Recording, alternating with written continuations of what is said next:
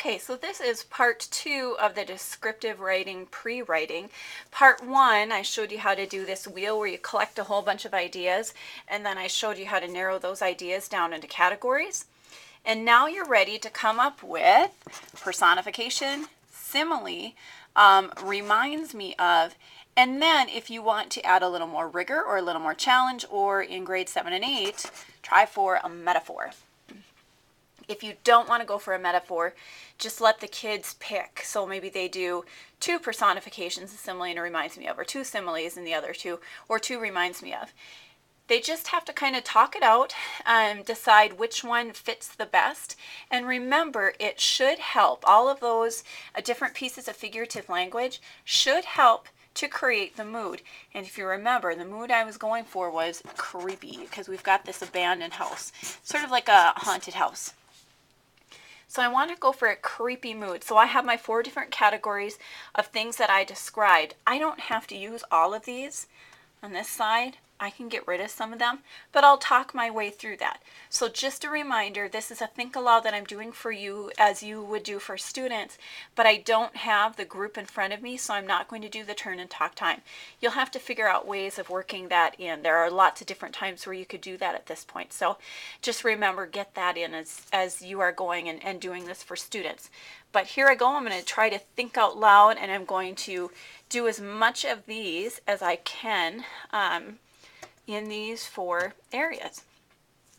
So the yard is overgrown. The trees are dying. What am I picturing? I'm picturing like really tall grass. I'm picturing like trees that have the gnarly fingers almost, because they don't have any leaves on them, and so their branches are just that knotty, gnarly look. And you know what? I'm thinking out loud here. That sounds to me like it's a creepy thing, like those gnarly fingers, like they're almost signaling, come here, kind of a thing. Like those old fingers in those old Halloween movies or horror movies.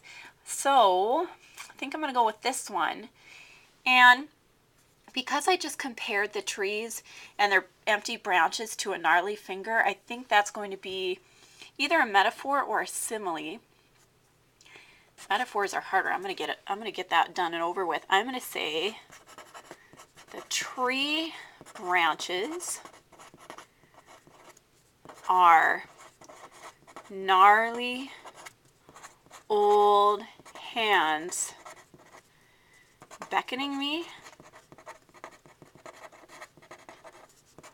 to come. I could do come up the walkway maybe.